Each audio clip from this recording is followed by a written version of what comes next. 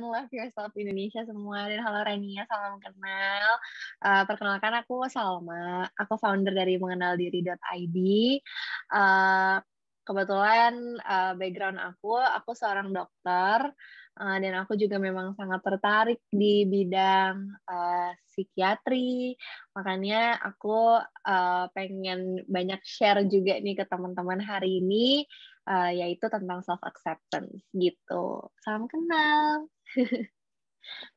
Salam kenal ke Salma. Oh, jadi ternyata ke Salma seorang dokter ya dan tertarik dengan bidang psikiatri. Iya, Hmm, beneran kalau ya. tidak salah, kalau tidak salah aku juga follow mengenal diri, tapi aku belum terlalu banyak lihat postingannya, tapi yang ku inget sih postingannya bagus-bagus, Kak. Makasih. Iya, teman-teman yang penasaran boleh di-follow mengenaldiri.id ya kalau mau belajar tentang self-awareness, self-acceptance, dan lain-lain. Oke, siap.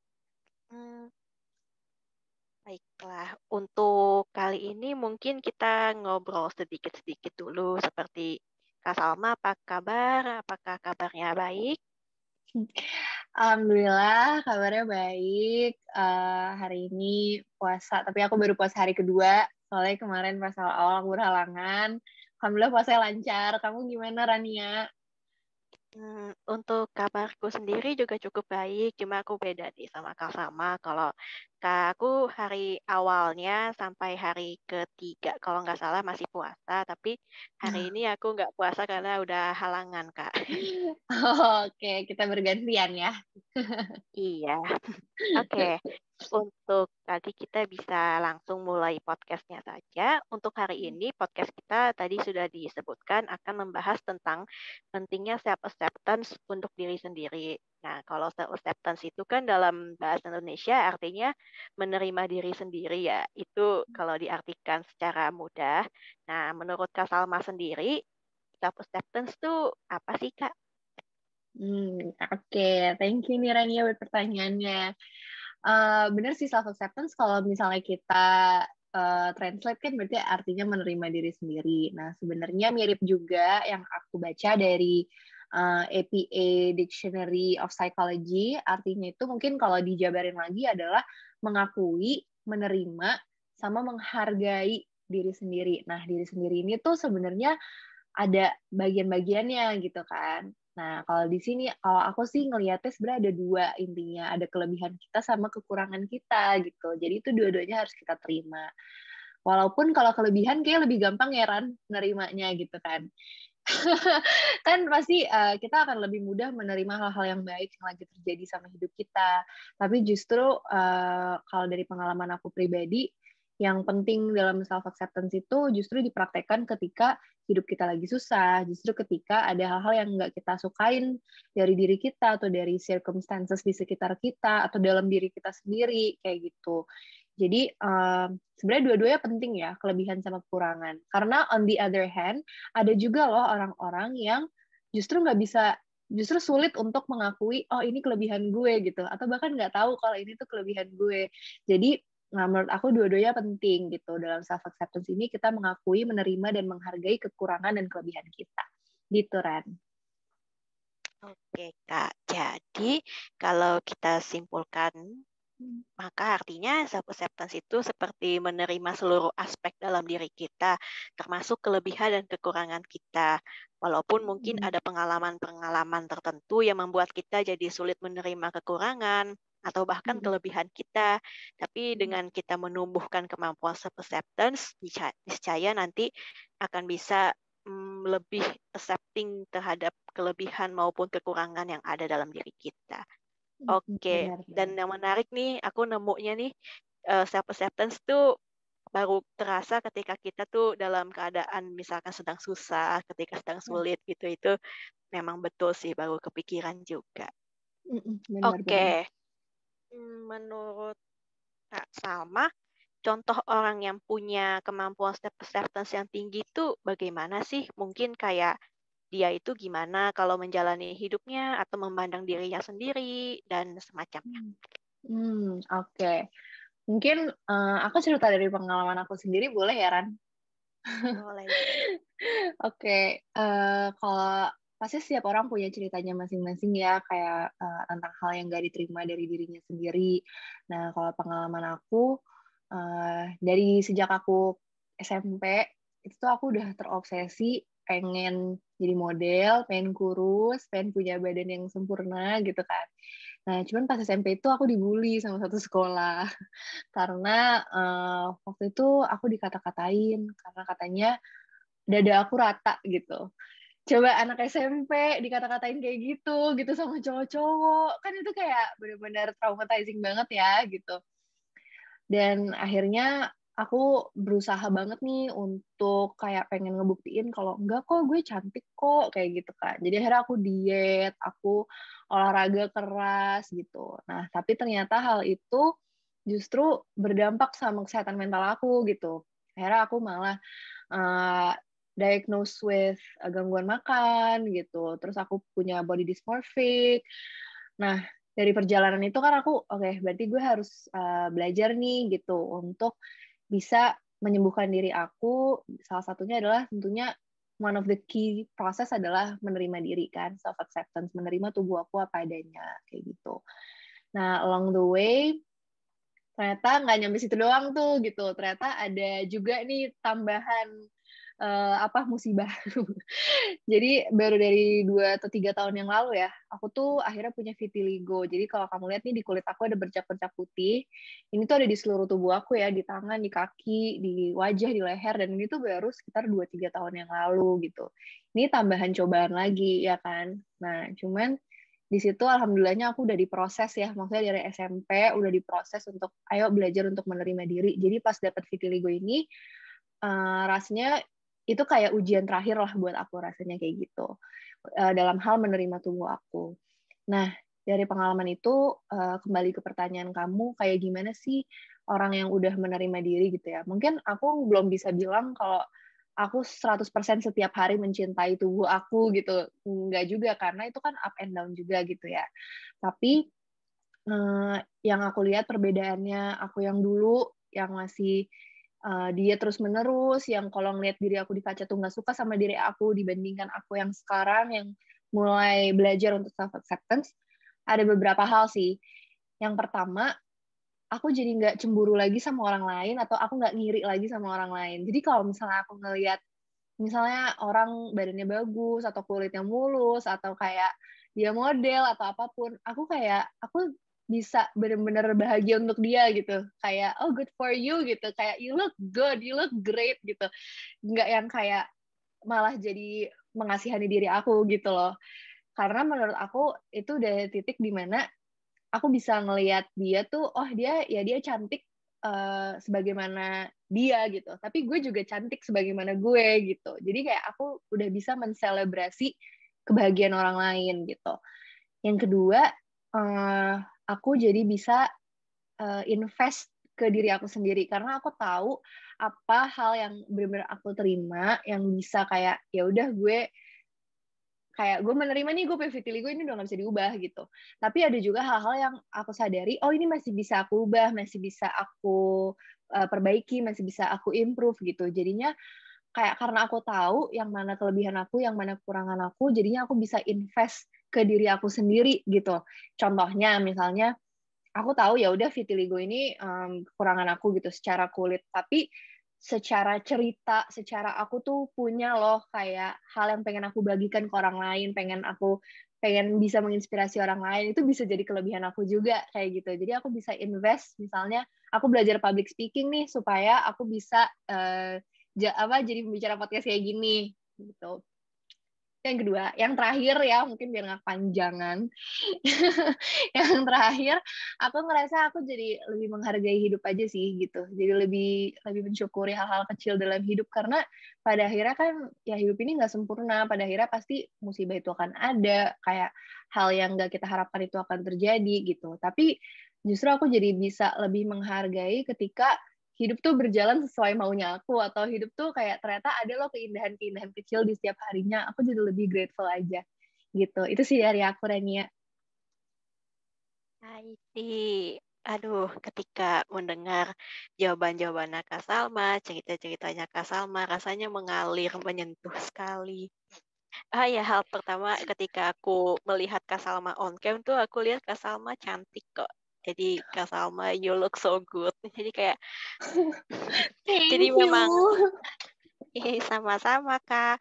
Oh iya, ini jadi banyak banget sih yang bisa kita pelajari ketika kita udah mulai memiliki self acceptance yang tinggi. Memang sih pasti akan ada naik turunnya, tapi kalau memang udah ada contoh kita itu punya self acceptance yang tinggi, berarti kita itu bisa bahagia atas kebahagiaan orang lain. Jadi kita nggak iri dan nggak mengasihani diri juga gitu. Lalu kita tuh jadi bisa tahu mana yang kita bisa ubah, mana yang nggak bisa kita ubah.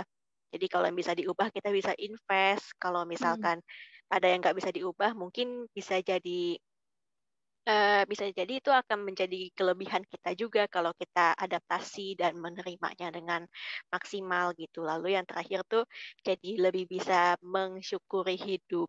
Nah, ini tiga hal ini juga udah menjawab seperti manfaat-manfaat self acceptance nih, biar kita bisa lebih bahagia, terus juga kita jadi lebih bisa menghargai hidup dan juga punya hubungan yang lebih baik dengan orang lain karena ketika orang lain sukses, kita juga bisa ikutan seneng gitu. Bener banget. Nah, mungkin sekarang untuk ke pertanyaan selanjutnya, sebetulnya udah lumayan terjawab sih ketika membandingkan dengan diri Kak Salma yang dulu yang belum memiliki self acceptance yang tinggi, masih cukup rendah. Tapi mungkin bisa dijabarkan lebih lanjut, contoh orang yang memiliki self acceptance yang rendah tuh bagaimana gitu. Lalu juga apa sih masalah-masalah yang timbul kalau misalkan kita tuh belum bisa menerima diri kita sendiri gitu, baik dalam diri kita sendiri gimana, atau hubungan kita sama orang lain bakal jadi gimana.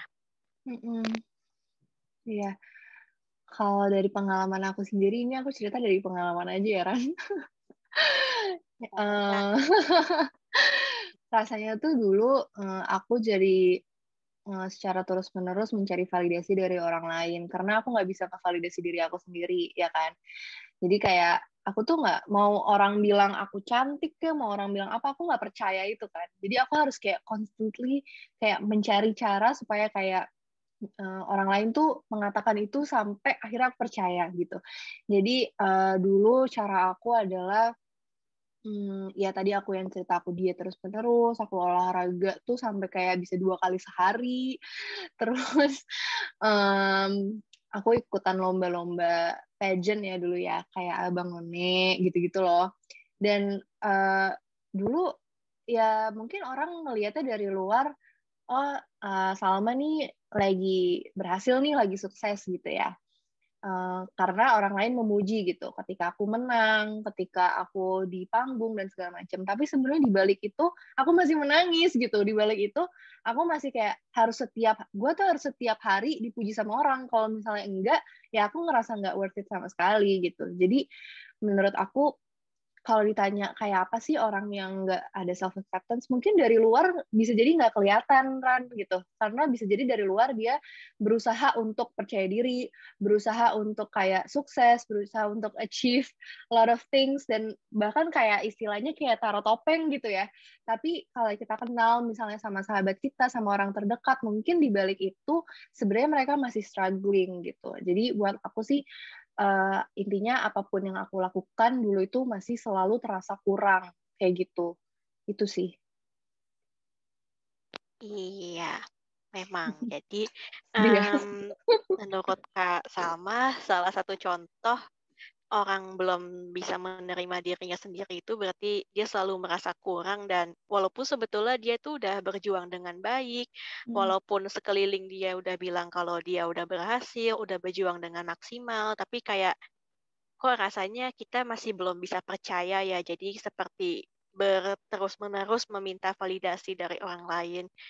Kebetulan saya juga sangat relate dengan perasaan seperti itu, seperti ingin selalu apa, dulu itu juga pernah ada pengalaman ketika aku tuh saya secara constantly meminta validasi dari orang lain karena di dalam diri ini seperti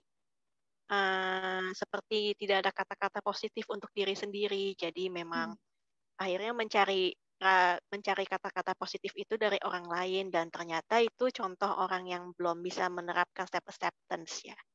Iya. Waktu itu rasanya gimana, Ran? Waktu itu rasanya berat sekali sih, seperti yang saya rasakan itu, kok rasanya hidup ini nggak ada tenang-tenangnya sama sekali ya gitu. Jadi rasanya tuh capek juga, kayak orang-orang sekeliling tuh seperti menganggap saya high achiever atau semacamnya, tetapi di saat yang bersamaan, kayak kalau mengambil kutipan kata-kata kakak tadi, di dalam itu aku masih menangis. Jadi demikian, jadi memang ternyata ketika kita belum terlalu bisa menerima diri sendiri tuh, rasanya tuh nggak akan pernah cukup diri kita, sampai akhirnya ketika udah mulai tahu di mana kelebihan dan kekurangan tuh, dan lebih menghargai proses sih, lebih menghargai proses dalam hidup, lebih menghargai usaha kita, itu akan lebih bisa untuk menumbuhkan kemampuan self acceptance gitu, Kak. Aku suka banget Jadi itu tadi. aku jadi ikutan cerita deh. Iya, nggak apa-apa dong. Aku suka banget yang tadi kamu bilang menghargai proses ya, karena self acceptance itu emang bukan sesuatu yang kayak semalam jadi kan ya, bukan yang kayak yaudah mulai hari ini gue mau self acceptance terus besok sampai selamanya kayak ya udah hidupnya tenang gitu kan, nggak juga ya, karena pasti ada naik turunnya juga, mungkin ada hal-hal yang nge-trigger mungkin trigger aku dan kamu bisa jadi berbeda gitu kan. Dan kayak menurut aku sebenarnya yang penting adalah kayak kita berusaha sih untuk kayak jadi sahabat buat diri sendiri gitu. Itu sih yang aku yang aku sebarkan di mengenal diri. Kalau selama ini mungkin selama hidup ini kita tuh bukannya jadi sahabat, kita malah jadi musuh terbesar untuk diri sendiri. Padahal kita 24 jam sama diri kita sendiri gitu.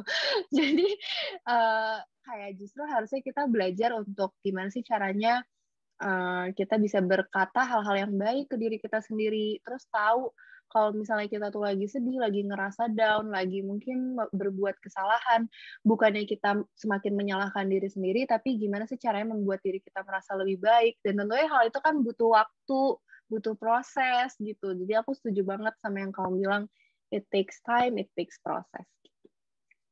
Oke, kata-kata Kak Salma lagi-lagi menyentuh saya. Aku senang kalimat yang pada akhirnya tuh nggak mungkin semalaman gitu, nggak mungkin semalam seperti seperti sihirnya Ibu Peri di Cinderella, tiba-tiba langsung muncul labu dan berubah menjadi gaun dan bisa dansa dengan pangeran. Jadi kayak itu bukan seperti sihir, tentang self acceptance itu seperti proses yang panjang dan bisa jadi seumur hidup gitu. Kita perlu bertahap, mungkin nanti ada saat-saat di mana loh kok tahu-tahu ada hal lain nih yang ternyata aku masih kurang di sini gitu. Tapi kita mulai ketika kita udah ada kemampuan self acceptance dalam masalah-masalah sebelumnya, jadinya ketika dihadapkan dengan masalah baru, jadinya kita bisa menghadapinya, karena sebelumnya kan saya udah pernah menghadapi hal yang lebih berat atau hal yang berat juga. Jadi mungkin insya Allah mungkin nanti ini untuk selanjutnya bisa dihadapi lagi gitu. Bener banget. Oke, kita ke pertanyaan selanjutnya. Mungkin kita akan membahas tentang proses self acceptance. Seperti tadi kan kita bilang kalau proses self acceptance itu proses yang cukup panjang. Dan tentunya pasti akan ada up and down-nya, ada masa-masa relapse-nya gitu. Tapi seperti gagal menerapkan tips-tipsnya gitu. Kadang-kadang ada juga saat dimana bisa ada orang yang bisa berpikir, duh kok gagal ya self acceptance ya, udahlah nggak usah self acceptance lagi, kayaknya nggak bisa deh aku menumbuhkan kemampuan self acceptance gitu. Ini menurut kakak yang seperti ini bagaimana ya cara mengatasinya? Ya, jangan sampai berpikir seperti itu karena kan bukan all or nothing ya gitu. Bukan kayak ya harus 100% self acceptance, kalau enggak berarti enggak sama sekali, kan kayak gitu ya gitu. Jadi self acceptance menurut aku bisa dimulai dengan langkah-langkah kecil, baby steps dulu gitu. Mungkin coba kamu bayangin kayak kalau kamu kayak sehari aja 1% lebih self acceptance, kayak wouldn't that make your life feel more peaceful gitu. Jadi cukup 1% aja lebih self acceptance harinya juga nggak apa-apa gitu. Karena kadang kita nggak bisa kita nggak bisa pukul rata karena setiap orang kan masalah hidupnya beda-beda. Misalnya ada orang yang harus menerima suatu diagnosis kanker misalnya, dibandingkan sama aku yang menerima vitiligo, kayak ini cuma masalah kosmetik gitu loh, kayak itu kan nggak bisa dibandingin gitu ya. Jadi bukan berarti kalau aku misalnya dalam 3 bulan udah bisa menerima, bukan berarti orang dengan diagnosis kanker juga harus udah bisa menerima dalam time frame tersebut, kan nggak juga, karena setiap orang beda-beda, backgroundnya beda, prosesnya berbeda kayak gitu. Jadi ya menurut aku jangan sampai all or nothing gitu sih mindsetnya, gitu Ran. Oke, siap. Kadang mungkin kita akan lanjut ke pertanyaan berikutnya. Kadang-kadang kita tuh juga sulit untuk menerima diri kita sendiri tuh disebabkan oleh kata-kata orang lain yang menyakiti gitu. Mungkin bisa juga seperti kekurangan kalau misalkan kita dibilang, dasar kamu nggak jago matematika gitu, payah gitu. Atau kadang-kadang juga ada kalimat-kalimat negatif yang berhubungan dengan kelebihan, kayak sombong banget sih, baru pinter segitu doang. Rasanya tuh kayak cari perhatian banget sih sama guru gitu. Kalimat-kalimat yang nyesek kayak gitu. Jadi kayak kita jadi malu menunjukkan kelebihan kita dan juga malu untuk menunjukkan kekurangan gitu. Menurut kakak yang seperti ini bagaimana ya cara mengatasinya? Karena mungkin berbeda gimana cara menerima kekurangan ataupun menerima kelebihan. Walaupun intinya sama sih, gara-gara kalimat-kalimat orang lain yang tidak disortir. Ini relatable banget sih buat aku, karena aku juga dulu korban bullying yang sampai mau pindah sekolah. Mungkin dulu kalau bisa dibilang suicidal ya, cuman zaman dulu kan nggak tahu ya ada istilah itu, kayak cuman aku udah punya pikiran-pikiran itu sebagai anak SMP gitu, karena kata-kata teman-teman aku yang menyakitkan kayak gitu. Dan bener banget, kayak kekurangan dikatain, giliran pinter atau menunjukkan sedikit kelebihan malah dikatain juga gitu kan, jadi serba salah. Tapi kalau dari pengalaman aku ada beberapa hal sih kalau aku refleksiin. Yang pertama, orang-orang yang mengatakan hal-hal yang menyakitkan buat kita sebenarnya latar belakangnya mereka tuh lagi sakit juga gitu, karena hurt people hurt other people gitu loh. Jadi sebenarnya apa sih, kalau dipikir-pikir, apa sih yang mungkin membuat orang lain itu kayak ngejudge kita atau misalnya kayak ngatain kita? Mungkin itu dia cuma memproyeksikan apa yang menjadi insecurity dia gitu. Jadi dia ngelihat kita misalnya dulu aku tuh ya dibilangnya kayak dada aku tepos lah segala macem gitu. Cuman kayak kalau dipikir-pikir kayak mungkin lo hanya memproyeksikan insecurity lo sebagai dulu anak SMP yang belum punya pacar kali gitu. Jadi lo nggak bisa dapetin gue, jadi lo ngatain gue gitu. Jadi kalau dipikir-pikir sebenarnya itu mereka memproyeksikan apa yang menjadi kesakitan mereka gitu. Sama yang kedua, kalau aku refleksikan lagi, ya mereka sebenarnya mungkin nggak tahu any better aja gitu. Mereka nggak tahu cara memproses rasa sakit mereka. Ya kan kalau dipikir-pikir, kalau aku dari pengalaman aku dulu, mereka masih kecil gitu ya. Kayak ya anak SMP tahu apa sih gitu. Jadi ya mereka nggak tahu cara memproses emosi mereka. Akhirnya emosinya itu diluapkan dengan ngata-ngatain aku misalnya. Tapi orang dewasa pun juga banyak loh yang belum tahu cara memproses emosi mereka. Jadi bisa aja misalnya ada pengalaman teman aku yang selalu kayak dipandang rendah atau di grade gitu ya sama pacarnya sendiri gitu. Mungkin itu karena pacarnya nggak bisa mengekspresikan kayak rasa takut kehilangan si cewek ini atau apapun itulah gitu. Karena dia nggak bisa memproses itu, akhirnya keluarnya dengan kata-kata yang menyakitkan seperti itu gitu. Jadi kalau menurut aku ya memahami kenapa sih orang mengatakan hal itu atau bersikap seperti itu membantu untuk menerima kalau mereka tuh ngomong kayak gitu bukan karena gue loh, tapi tuh karena dalam diri mereka sendiri, kayak gitu sih gitu.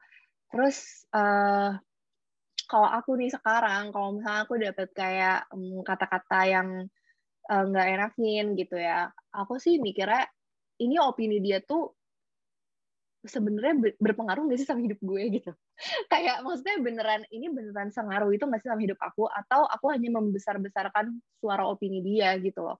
Jadi karena apa ya, setiap orang tuh pasti akan punya opini sih sama kita, mau kita seperfect apapun ya kan, mau kita Beyonce sekalipun, Raisa sekalipun, setiap orang pasti akan punya opini gitu. Jadi kayak ya coba deh Kak, kalian pikir aja misalnya Beyonce nih dia kayak mau ngelakuin ini, mau ngelakuin itu. Kita nih yang di Indonesia mau punya opini kayak apa tuh nggak ngaruh buat dia, ya kan? Nah, kalau aku ngeliatnya dalam hidup aku juga kayak gitu. Ada pasti orang-orang yang kayak ngomong ini, ngomong itu, tapi pada akhirnya dia apa yang diomongin ngaruh nggak sih sama goals aku, sama values aku? Kalau emang nggak ngaruh, ya udah just kecilin aja volumenya kayak gitu. Itu sih dari aku, kan. Oke, jadi memang ketika kita mungkin bisa lebih paham, kok bisa ya orang-orang ngomong kayak gitu. Mungkin kalau misalkan kasusnya di dalam rumah, oh mungkin lagi having a bad day gitu, mungkin lagi Hmm. capek pulang kerja atau capek ngerjain pekerjaan rumah, jadinya ngomongnya jadinya nyap-nyap langsung langsung jelek gitu. Padahal mungkin emosi yang dirasakan mungkin kalau dalam skala tuh cuma 2 atau 3, tapi karena nggak bisa diregulasi langsung meledak jadi 10 dan keluar kata-kata yang kejam gitu. Padahal sebenarnya emosi itu nggak sepenuhnya ditujukan pada kita gitu, tapi mungkin karena mereka bingung bagaimana cara regulasinya. Dan emang bener sih, kayak apa namanya, nggak cuma ketika masih kecil, masih SMP, tapi orang dewasa ternyata banyak juga yang belum terlalu bisa meregulasi emosi dengan baik gitu. Dan juga sebenarnya kata-kata mereka tuh berpengaruh gak sih ke dalam hidup kita gitu, seperti apakah memang itu seperti kritik atau saran yang mungkin sebenarnya ada maksud baik tapi mungkin penyampaiannya aja yang nyebelin gitu, atau memang sebenarnya emang pure emang ngejatohin dan sebenarnya nggak ada untungnya juga buat dipeduliin gitu. Jadi memang kemampuan mensortir atau kemampuan kita memilah yang positif dan membuang yang negatif, kalau kata Kak Salma kecilin aja volumenya gitu. Itu membantu banget sih buat kayak apa namanya? Buat kayak jadi lebih fokus ke diri sendiri dan membangun kemampuan menerima diri sendiri gitu. Dan juga ya pada akhirnya orang lain ya orang lain, kita nggak bisa mengendalikan mereka tuh mau kayak gimana.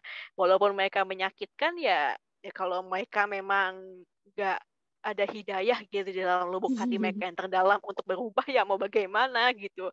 Jadi ya pada akhirnya kita hanya bisa mengendalikan reaksi kita dan persepsi kita ke diri sendiri. Benar. Oke, siap. Bagus. Oke. Oke, mungkin ini pertanyaan yang terakhir mungkin, atau mungkin nanti ketika kalau ada pertanyaan lagi bakal aku sebutkan. Tapi nih menurut Kakak, apa sih yang kita bisa lakukan untuk menumbuhkan kemampuan self-acceptance? Ya, memang sih kita tuh orang beda-beda, mungkin keperluan untuk dan cara-caranya tuh mungkin beda-beda, tapi mungkin ada cara yang mungkin menurut Kak Salma bisa ampuh untuk mayoritas orang gitu, atau mungkin caranya cukup mudah gitu. Jadi seperti tips menurut ala Kak Salma gitu untuk menumbuhkan kemampuan self-acceptance. Oke, boleh. Tips ampuh ya. Kalau dari aku sih, aku punya beberapa apa ya istilahnya kayak toolkit gitu ya yang bisa aku pakai, mungkin nggak setiap hari tapi misalnya dalam hari ini aku mau pakai toolkit yang mana, hari ini aku mau pakai yang mana, jadi nggak semuanya aku praktekin setiap hari. Nah ini bisa juga nih mungkin teman-teman bisa mencoba. Kalau aku yang pertama yang jadi toolkit andalan aku sebenarnya journaling nih. Pasti aku yakin lah kalau Rania, teman-teman yang dengerin Love Yourself Indonesia pasti udah pernah dengar banget tentang journaling gitu kan. Kalau aku journaling biasanya kadang tulis di kertas, kalau misalnya lagi nggak sempat aku pakai aplikasi di handphone ataupun nulis di notes handphone atau bahkan merekam suara gitu. Karena ketika tadi kritik-kritik dalam kepala kita itu kencang banget, gimana sih cara ngecilin volumenya? Kalau buat aku cara yang paling ampuh adalah kita kasih tempat gitu buat dia tuh supaya nggak di kepala doang. Jadi kita kasih tempat misalnya di kertas atau di handphone. Jadi dia keluar gitu dan kayak kelihatan secara fisik tuh kayak, oh ini yang dari tadi tuh kalut di kepala aku kayak gitu. Dan biasanya kalau udah ditulis, nah udah mulai mengalir nih tulisannya, kita akan bisa lebih mudah untuk mencari perspektif yang baru gitu ya dari kata-kata kritik tadi gitu. Kalau aku sebenarnya supaya ini bisa jadi sebuah habit, tipsnya sih dari aku coba set targetnya tuh seminimum mungkin. Target aku itu tau gak sih cuma 2 kalimat per hari. Itu kan kayak ya ampun itu kan pasti ada waktu lah lo cuma nulis 2 kalimat gitu kan. Jadi itu supaya bisa jadi habit sih gitu. Tapi kalau misalnya emang kamu lagi ngerasa self kritiknya nih lagi kenceng banget di kepala kamu dan butuh waktu lebih banyak untuk menulis. Kalau aku biasanya set timer, misalnya 5 menit untuk menuliskan semua hal buruk yang pengen gue tuangin 5 menit. Setelah itu stop, coba paksain diri untuk tulis hal baik untuk diri sendiri. Karena kalau misalnya nggak dibikin timer gitu, ntar tuh kamu 20 menit cuma nulisin hal yang buruk aja, terus akhirnya malah kamu ngerasa semakin buruk terhadap diri sendiri, kayak gitu. Jadi buat aku, it's beneficial untuk punya timer kayak gitu. Itu untuk journaling ya. Lalu yang kedua, self-affirmation sih, gitu. Karena kembali lagi, self-kritik itu kan dia kalau udah dari kecil gitu ya kita mengkritik diri sendiri, dia tuh kayak konstan dan otomatis di kepala kita gitu kan. Ngelakuin kesalahan dikit langsung bego banget sih gue, kayak gini aja gue nggak bisa, gue emang payah banget, gue emang nggak pantas ada di sini, kan rame tuh. Jadi buat aku harus ada cara nih, gimana sih caranya kita menghentikan sesuatu yang otomatis.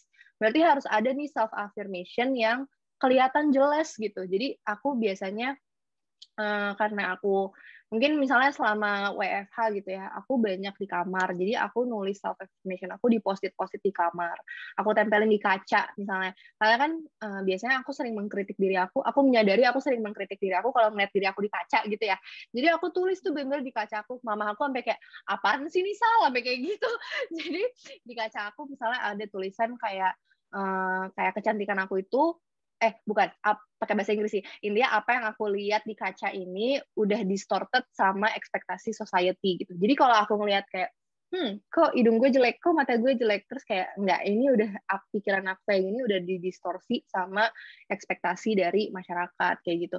Dan itu nggak akan bisa secara otomatis ada di kepala aku kalau aku nggak baca post-it itu. Jadi buat aku itu sangat bermanfaat. Teman-teman coba tuliskan self affirmation yang emang ngena buat kamu gitu. Jadi kan setiap orang beda-beda tuh kebutuhannya, kata Rania tadi. Kira-kira yang kamu butuhin tuh self affirmation seperti apa gitu. Apakah tentang misalnya fisik, atau tentang achievement kamu, atau tentang your worth to be loved, your worth to be to be taken care of, atau apapun itu, coba dipikirin apa yang ngena, terus coba ditulis dimanapun yang kamu akan dengan mudah melihat itu sehari-hari kayak gitu. Oke. Terus yang terakhir dari aku adalah surround yourself with positive people sih. Kayak tadi Rania bilang kan, pertanyaan sebelumnya kayak susah nih kita self acceptance kalau sekitar kita terus-menerus dragging us down, ya kan. Nah, tapi sebenarnya kalau dipikir-pikir kita tuh punya power loh untuk menentukan siapa sih orang yang paling dekat sama kita gitu, karena katanya kan kita menjadi refleksi dari 5 orang yang terdekat sama kita kan. Jadi sebenarnya kita tuh bisa loh gitu, kalau misalnya sesimpel di Instagram, kalau orang ini kayak ngeselin terus kayak dragging you down, ya udah di blok aja atau di unfollow gitu. In real life juga sebenarnya bisa kayak gitu. Aku personally jujur banyak nge-unfollow orang dalam 2 tahun terakhir. Dan aku alhamdulillah dikelilingi sama orang-orang yang mendukung aku, yang suportif. Bahkan aku ingat teman-teman aku sampai ada yang pernah bilang gini, gue sampai lupa lo punya vitiligo, karena kayak saking mereka tuh nggak sepeduli itu sama kayak penampilan aku gitu. Mereka cuma peduli sama sifat aku gitu, sama values aku. Jadi waktu itu gue sampai shock gitu, mereka bilang gue sampai lupa lo tuh punya vitiligo, kayak padahal kita ketemu setiap hari. Jadi kayak ya di saat itu aku sadar aku sudah dikelilingi sama orang-orang yang tepat sih gitu untuk kayak my self acceptance journey gitu, Ren, dari aku. Oke, siap Kak Salma. Jadi untuk kesimpulannya berarti hal pertama itu kita mungkin bisa melakukan journaling, atau juga yang kedua itu menaruh self afirmasi, memuji diri sendiri, menaruh kata-kata positif di diri sendiri, bisa ditaruh di kamar atau di tempat-tempat yang sering kita jumpai. Jadi kita bakal terstimulasi, kayak bakal selalu ada, bakal selalu kelihatan di mata kita gitu, akan selalu kita baca gitu. Lalu yang ketiga tentunya adalah orang-orang positif yang akan menerima kita apa adanya dan nggak menjatuhkan kita. Ngomong-ngomong tadi soal journaling yang di set timer untuk menulis kalimat negatif 5 menit, lalu sisanya kalimat positif, itu aku baru kepikiran karena memang aku kan juga senang menulis dan aku sering journaling juga gitu. Tapi ketika menulis journalingnya, kok perasaan aku nulisnya jelek-jelek semua. Jadi memang aku rasa ide untuk di timer, di jatah gitu 5 menit menulis yang negatif-negatif, lalu akhirnya menulis yang positif, itu bakal efektif banget sih. Jadi memang kita nggak akan terlalu termakan emosi negatif karena ditulis terus-menerus. Jadi jangan sampai bukannya malah lega, malah jadi lebih ke bawah dan malah jadi merosot lagi jatuh ke bawah karena terlalu tereksposur gitu. Itu ide bagus banget. Bener, emang harus agak dipaksa untuk kayak, ayo yuk coba di shift perspektifnya supaya lebih baik sama diri sendiri. Karena kayak selama ini kita udah lebih sering jadi musuh buat diri sendiri, and it's easier gitu loh buat kayak ngejatuhin diri daripada mengucapkan kata-kata baik. Kayak mungkin awalnya rasanya aneh gitu ya, kayak mengucapkan kata-kata baik untuk diri sendiri. Tapi lama-lama sih akan terasa lebih biasa kayak gitu sih, Ran. Betul. Awal-awalnya juga kerasa aneh gitu. Ketika kalimat afirmasi favorit aku itu "you did well" gitu. Itu kalimat yang paling aku suka gitu.